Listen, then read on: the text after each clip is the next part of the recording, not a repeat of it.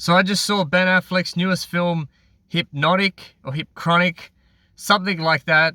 I went into this movie completely blind. I literally woke up today, looked on the theater list, what was out, and I saw this, never heard of it. So I went into this blind, gave it a shot, and all I can say is it's an okay film. So right off the bat, the plot for this film, this has been done before, this type of movie with psychics and hypnosis or whatever the fuck you want to call it. This has been done before many times. So I didn't even know that that's what this sort of movie was.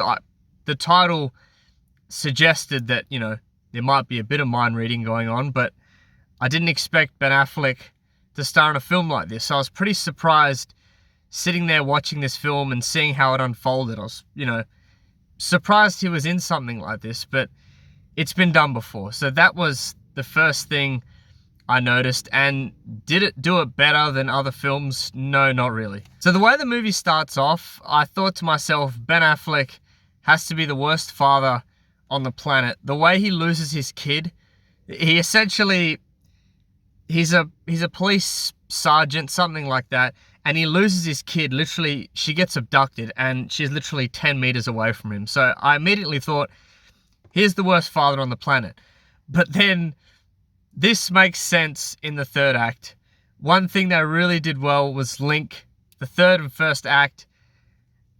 But my big problem with this film, the biggest problem, is the runtime and the pacing. So the film's only got a 90-minute runtime.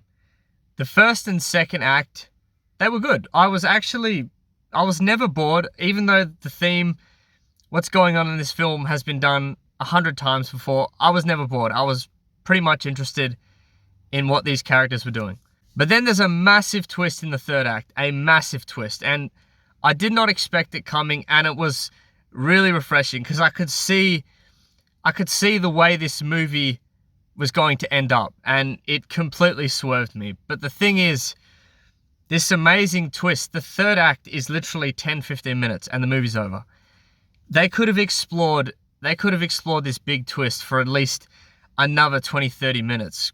It was just so rushed. It was like they didn't have budget, they just didn't have time to actually finish this film off. And you know those memes on like Instagram where there's a bunch of photos of actors and actresses, and it's like, actors and actresses you can't name, beginner's kit or whatever, some shit like that. This film is literally that. There's so many actors and actresses here that are so familiar, but if you paid me $1 million to try and guess their name, I wouldn't even know where to start. All the acting was great, the film was shot pretty well, but the whole time I was watching it, it just felt like this movie wasn't given much love. Where it's filmed and the way it's filmed, yes, it's good, but you can tell that it was done cheaply. And the biggest giveaway for me, it might be a real nitpick, maybe because I started to notice it and it just did my head in the whole movie. But the music they use in this film is pretty basic and pretty bad. Something I can find on like royalty-free music on YouTube. And there's a lot of it. A big problem I had, there'd be scenes of just quiet dialogue littered with this shit music, and it was doing my head in.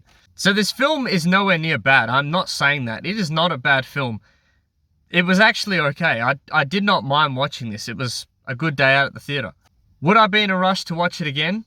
No chance. I probably would buy it, but I'm not going to remember this film, you know, in a week. I'm probably going to forget about it, but it wasn't bad. I really dug what they did with this story, even though we've seen it before, and the massive plot twist really saved this film, but again, it was just super rushed.